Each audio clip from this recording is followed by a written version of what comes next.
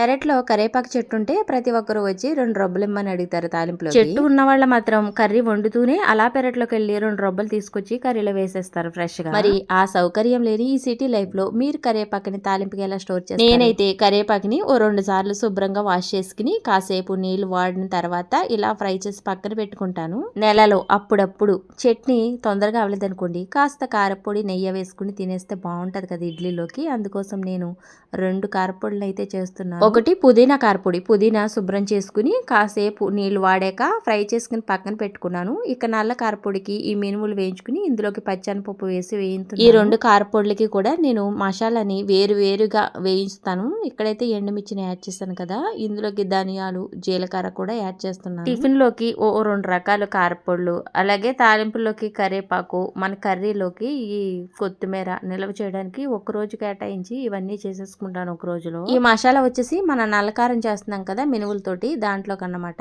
ఇందులో ధనియాలు జీలకర్ర చింతపండు వెల్లుల్లి కూడా యాడ్. నెక్స్ట్ వచ్చేసి పుదీనా కారపొడికి మసాలా అయితే ఇదిగోండి ఎండుమిర్చిని కొంచెం వేయించేసి పచ్చనిపప్పు, ఈ వేడిశనగ గుళ్ళు, అలాగే కొంచెం ధనియాలు జీలకర్ర కూడా వేసి వేయిస్తున్నాను. ఇదిగోండి డ్రై అయిన కరివేపాకు చెక్క ముక్క చేసుకుని ఓ డబ్బాలో వేసుకుంటాను. చారులో వేసుకున్నప్పుడు బాగుంటుంది. వేయించుకున్న మినపగుళ్ళు పచ్చనిపప్పు ఒకసారి మిక్సీ పట్టేసి దానికి ప్రిపేర్ చేసుకున్న మసాలాను కూడా యాడ్ చేసి కాస్త ఉప్పు వేసి మిక్సీ పట్టేస్తే నల్లకారం రెడీ అయినట్టే. ఇది వేడి అన్నంలోకైనా నెయ్యి వేసుకుని ఇడ్లీలో వేసుకున్నా చాలా బాగుంటది కమ్మగా. పుదీనాకి సపరేట్ గా మసాలాని వేపాను కదా, అందులో ఇంకా డ్రై చేసుకుని ఈ పుదీనాను కూడా వేసేసి కాస్త ఉప్పు వేసేసి మిక్సీ పట్టేస్తానండి. ఇక పుదీనా కారపొడి కూడా రెడీ అయింది. వీడియో నచ్చితే లైక్ చేయండి. బాయ్.